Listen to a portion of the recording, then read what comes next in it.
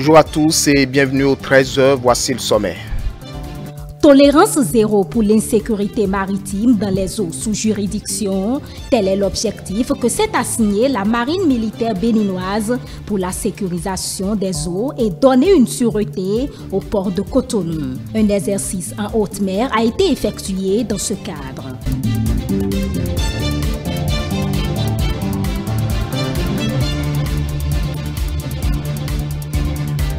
Le Conseil d'orientation et de supervision de la liste électorale permanente informatisée a procédé à la remise officielle du fichier électoral aux maires. C'était ce mercredi. Le compte-rendu est à suivre.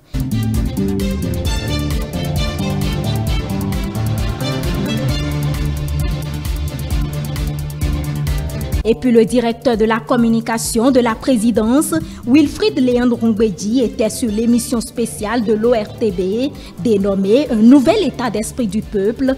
Au cours de cet entretien, il a expliqué les grands chantiers entrepris par Patrice Talon et la dynamique de son mode de gouvernance. Voilà pour le sommet.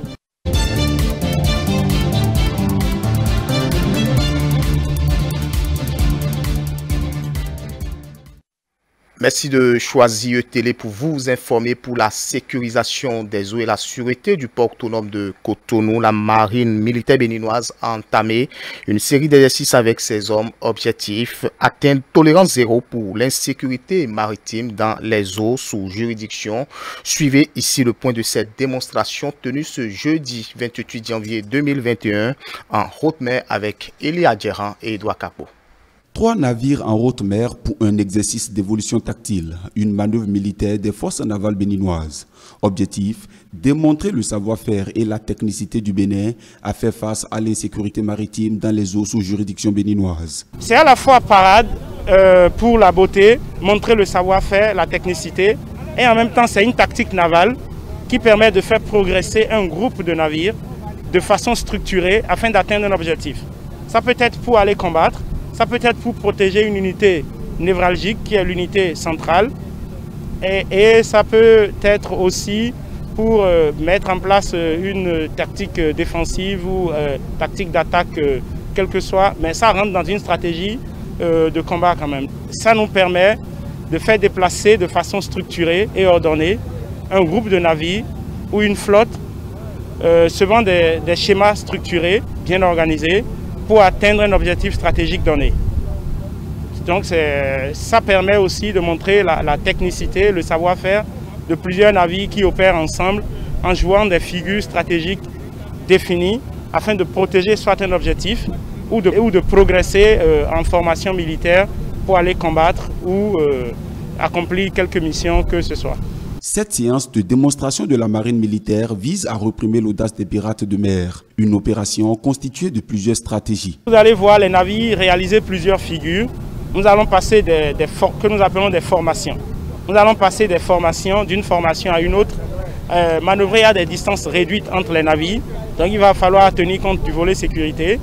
Et les formations que nous allons réaliser vont permettre d'afficher des figures. Et ce sont ces figures que vous allez voir. Nous allons commencer par la formation one qui permet d'avoir tous les navires en ligne de fil avec une distance assez réduite entre elles. Et à partir de cette formation, nous allons réaliser plusieurs autres figures. On va passer à la formation Bravo, on va faire des turns, des corporals, on va tourner ensemble. Donc, et à la fin, on réalisera une manœuvre en formation Delta qui permet de progresser d'une façon assez jolie, comme si c'était une parade à terre.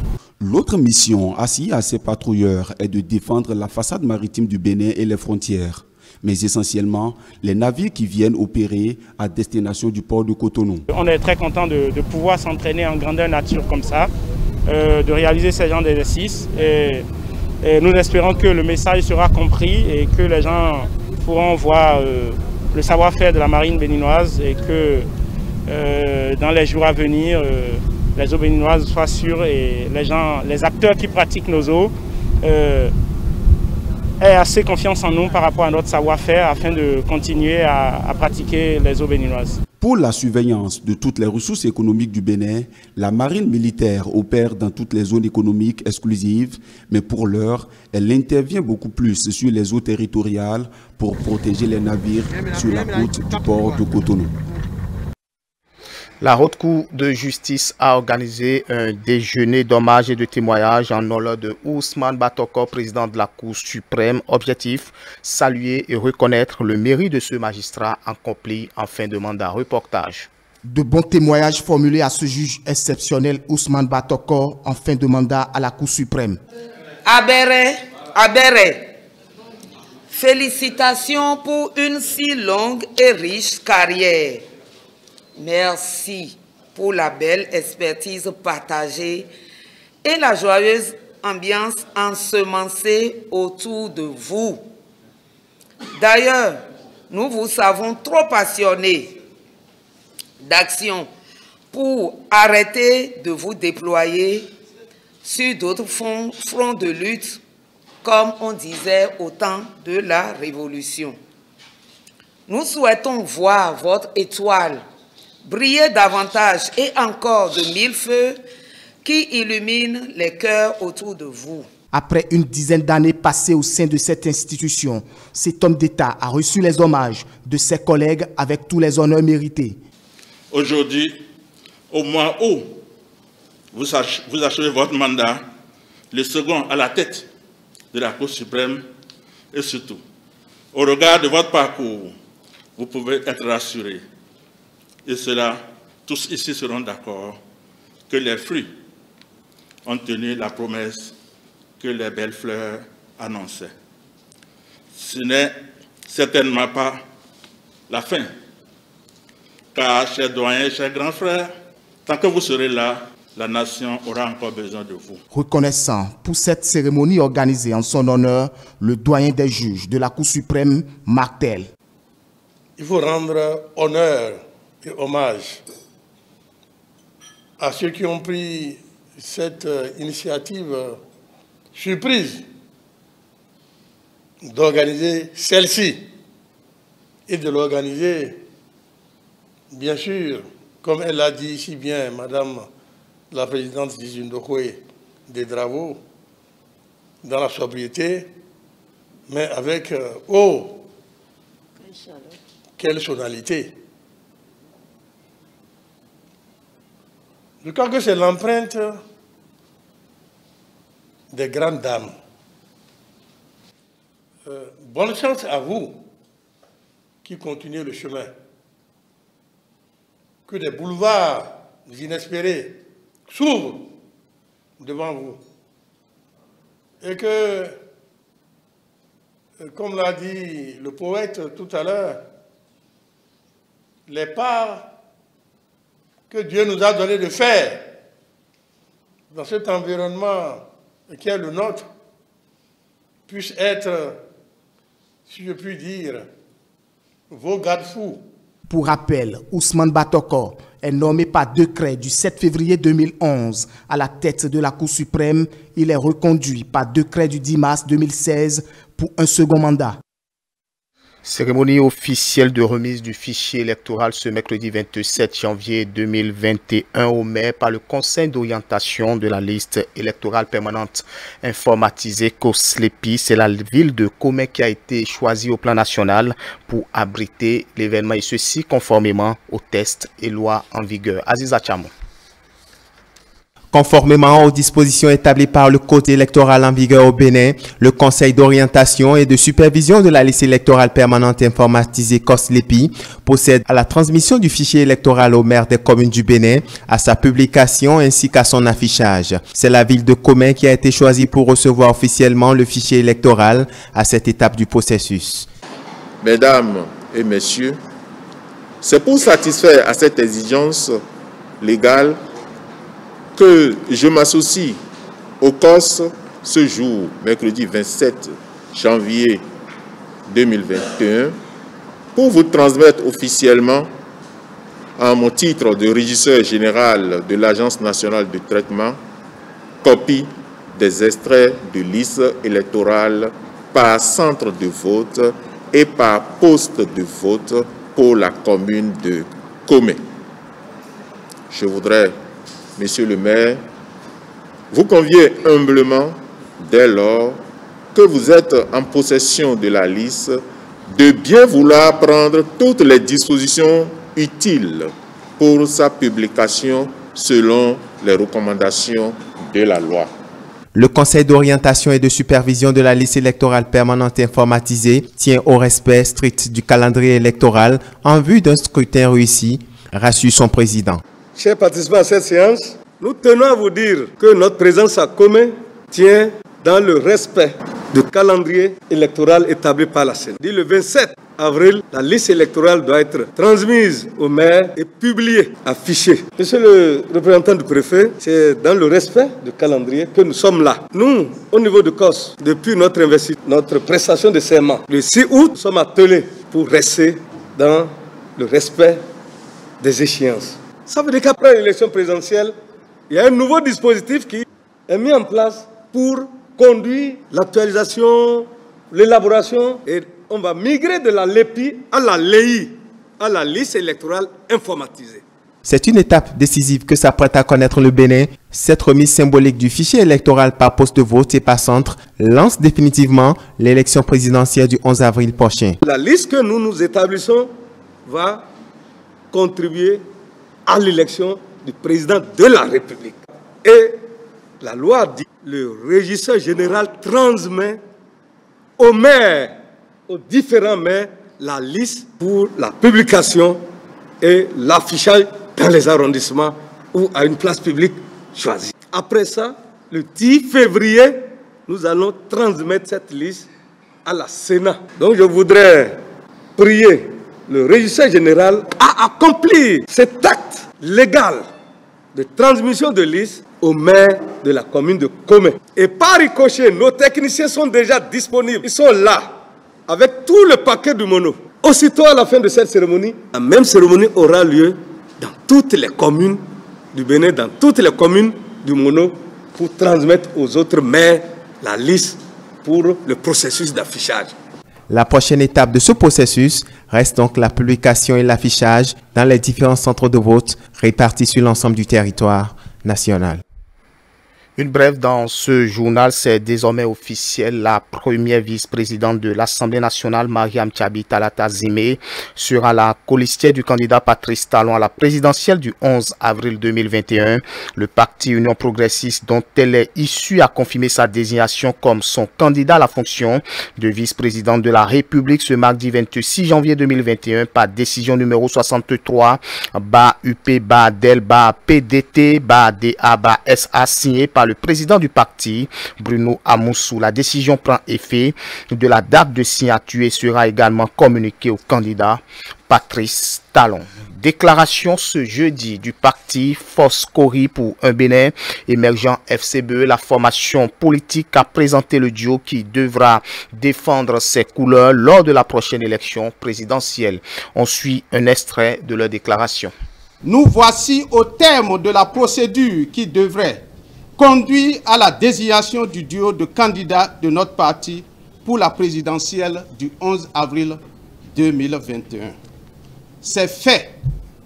Notre parti, le parti du peuple, sera bel et bien présent à la présidentielle et a décidé de faire porter ses couleurs par le duo suivant.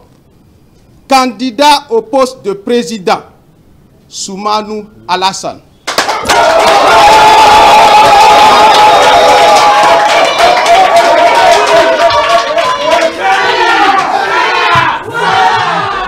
Candidat au poste de vice-président, Humpe Paul.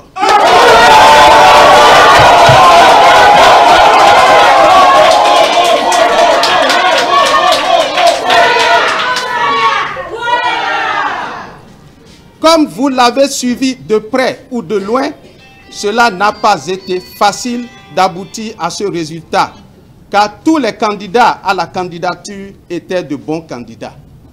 Mais il a fallu faire un choix basé sur des critères réalistes et sur la capacité de négociation et de rassemblement des candidats. les querelles et divergences de points de vue observés par-ci et par-là, loin de fragiliser notre parti, l'a renforcé. Maintenant que le duo a été choisi par un large consensus au sein du bureau exécutif national, c'est le lieu de lancer un appel à tous les candidats malheureux à la candidature, à tous les élus et à tous nos militants, où qu'ils se trouvent, à taire leurs divergences et à se mobiliser comme un seul homme derrière le duo FCBE. Le parti FCBE va à ces élections en tant que parti d'opposition avec la conviction que c'est seulement à travers les urnes, sans violence, dans la paix et la tranquillité, que l'alternance se fera afin de réduire la souffrance de nos populations qui sont à la recherche du mieux-être. C'est d'ailleurs pourquoi notre projet de société, déjà disponible et qui sera bientôt rendu public, prône la construction du Bénin nouveau par les Béninois eux-mêmes. Ensemble, tout est possible. À l'instant, la déclaration du parti FCBE, Foscori pour un Bénin émergent, qui a présenté le duo qui devra défendre ses couleurs lors de la prochaine élection présidentielle. Ce journal se poursuit. En 5 ans d'exercice du pouvoir, Patrice Talon a su redonner confiance aux concitoyens qui, au regard de l'ampleur du rythme des réalisations destinées à améliorer nos conditions de vie, sont de plus en plus rassurés que le développement est à notre portée. Cet espoir, Patrice Talon l'a qualifié d'un nouvel état d'esprit du peuple que comprend de ce mode de gouvernance. Et le bilan du chef de l'État, le directeur de la communication, Wilfried Léon Ngbeji, s'est prêté à l'exercice à la faveur d'un entretien. Le compte rendu avec Stélia Padono.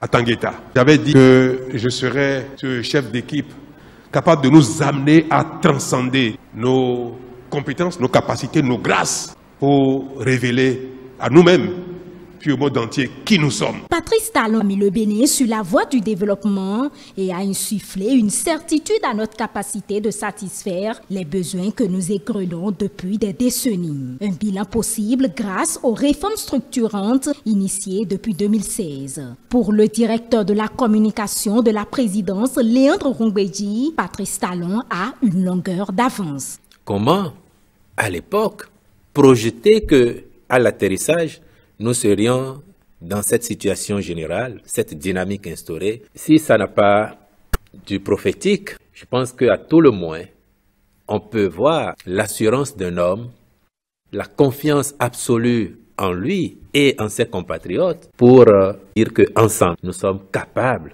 de faire le chemin, d'arriver à bon port. Et c'est ce qui est en cours depuis 5 ans. Une dynamique est en cours et le Bénin fait ses preuves. Qui aurait imaginé, en toute honnêteté, que le Bénin irait sur le marché, et le marché international, pour lever en un seul coup 656 milliards de francs CFA.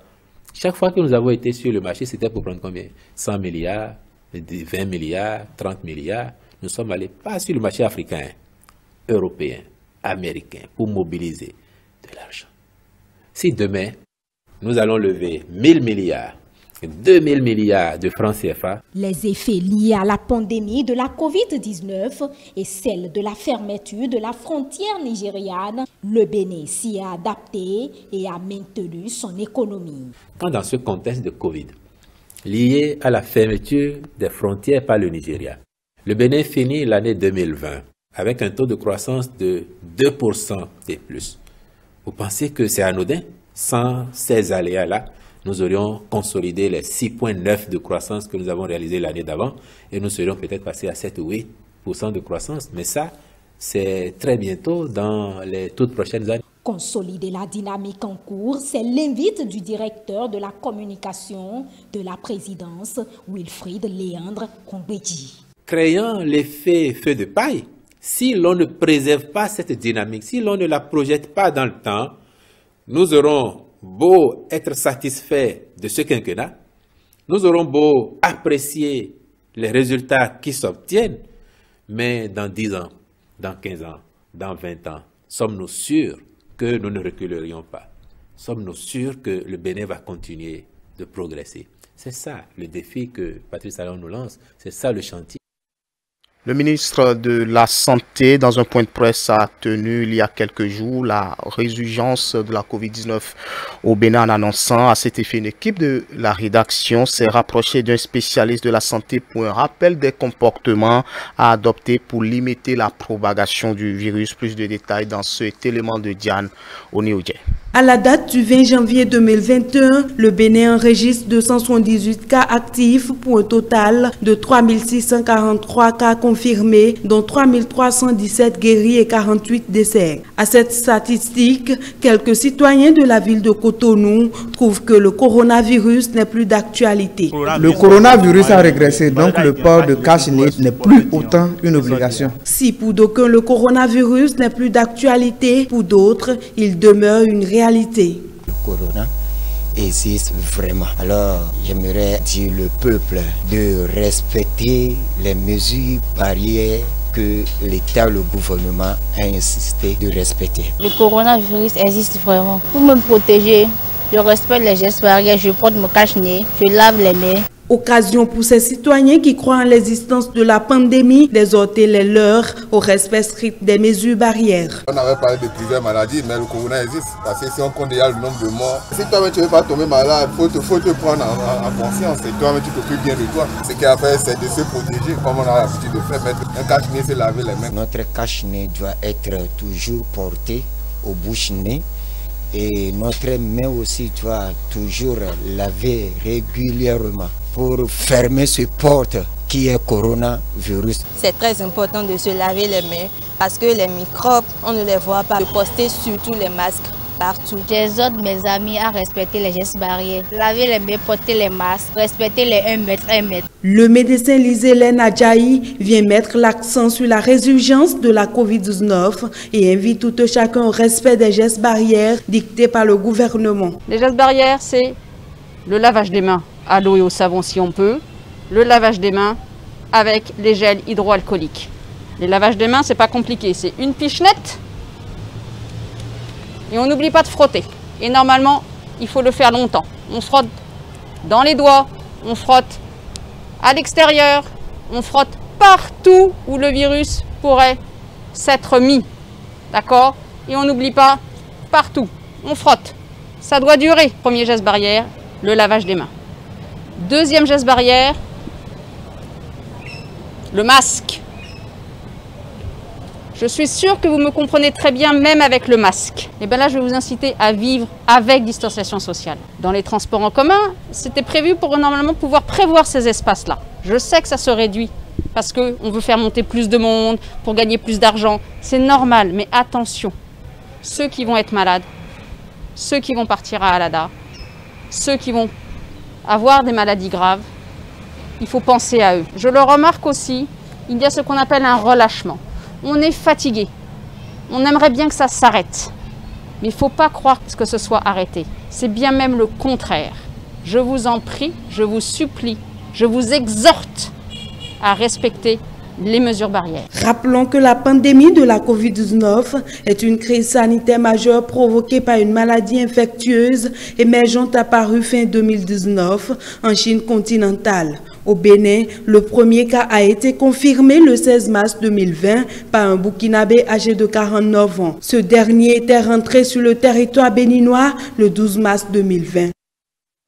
On reste avec Diane Oniodje qui nous dit qu'au-delà de ces programmes télévisés, Canal+ Bénin s'investit dans le social, ceci à travers des formations et accompagnements scolaires qu'il offre aux jeunes. Le bilan des actions menées a été fait par les représentants de cette société au Bénin. C'était au cours d'une conférence de presse tenue ce mercredi 27 janvier 2021 à Cotonou. Les activités du Canal+ au Bénin vont au-delà des programmes télévisés. C'est ce qu'ont voulu préciser les représentants de cette société à travers une conférence de presse tenue ce mercredi 27 janvier 2021 à Cotonou. Conférence au cours de laquelle le bilan des actions sociales menées par ce groupe ont été passées en revue. Canal+ Bénin, depuis 3 ans, a des filleuls, 2 à Cotonou et 2 à Parakou, qui bénéficient de bourses scolaires, donc c'est-à-dire que nous prenons en charge la scolarité de ces enfants et nous prenons également en charge leurs frais de vie afin que ces élèves brillants puissent se concentrer sur leur formation à 100% et ne pas chercher à faire un petit job pour subvenir à leurs besoins. Au mois de décembre, dans le cadre du festival Lagune Image, une formation qui s'appelle 7 jours pour un film et qui a permis à 12 jeunes femmes passionnées de cinéma d'écrire leur scénario et d'être encadrées par des formateurs. Occasion pour les bénéficiaires de ces actions de témoigner et d'exprimer leur reconnaissance aux initiateurs des 10 projets. C'est une formation qui m'a beaucoup apporté avec Victorien Tronche, qui est un super formateur et avec qui en une semaine on a revu les bases du JRI, comment est-ce qu'on fait la caméra, comment est-ce qu'on fait le son, comment est-ce qu'on fait pour que les images soient réelles, les images soient vivantes et comment est-ce qu'on écrit également son papier. Et on n'a pas fait que de la formation théorique, on n'a pas fait que blablater, on est également allé sur le terrain. Sur le terrain, il y a un certain nombre de choses qui font qu'aujourd'hui, si on n'agit pas vite, ce patrimoine semble être en danger. Et donc, j'irai à la rencontre des hommes et des femmes qui agissent tous les jours pour, sans grands moyens, faire au moins que Granville tienne, que Granville résiste, en attendant que les grands moyens soient mis en œuvre par le gouvernement. Et donc, pour pouvoir réaliser cela, j'avais besoin de compétences techniques surtout. Et c'est ce que Canal+ m'a apporté à travers cette formation. Grâce à ce projet, en fait, Terre Rouge a bénéficié de l'aménagement d'un espace découverte pour les enfants de notre centre résidentiel. Grâce à ce projet, ces enfants pourront vraiment se divertir, pourront s'évader et pourront aussi développer leur curiosité. La société Canal+ du Bénin n'attend pas s'arrêter en si bon chemin. Elle promet d'ailleurs poursuivre ses œuvres sociales dont les impacts ne sont plus à démontrer. Aujourd'hui, Canal+ est dans une démarche de s'engager sur des causes qui sont d'ordre plus global, qui touchent nos abonnés de manière quotidienne. C'est pourquoi, depuis le 1er janvier, Canal+ a lancé l'opération Un mois et une cause, qui vise à mettre en lumière chaque mois une cause sociétale, environnementale ou sociale, telle que le paludisme, la drépanocytose, les droits des enfants, l'éducation. Cette initiative nous tient beaucoup à cœur, c'est pour ça qu'on la renouvellera une fois de plus cette année en octroyant cette bourse Canal+ à 4 nouveaux élèves. Il faut rappeler que Canal+ est une société privée d'envergure internationale. Elle offre à ses abonnés une gamme de programmes télévisés. Téléinfo 13h Stop FM, merci de nous avoir suivis. Retrouvez juste après moi la rediffusion de la chronique du soir du consultant politique Agapit Napoléon Maforican, juste après le débat technique et puis à 16h30 le bulletin de l'information. Vous pouvez aussi nous retrouver sur nos différentes plateformes digitales www.etelebenin.com ou en tapant dans la barre de recherche Facebook ou YouTube ETélé Bénin. Très bonne suite des programmes.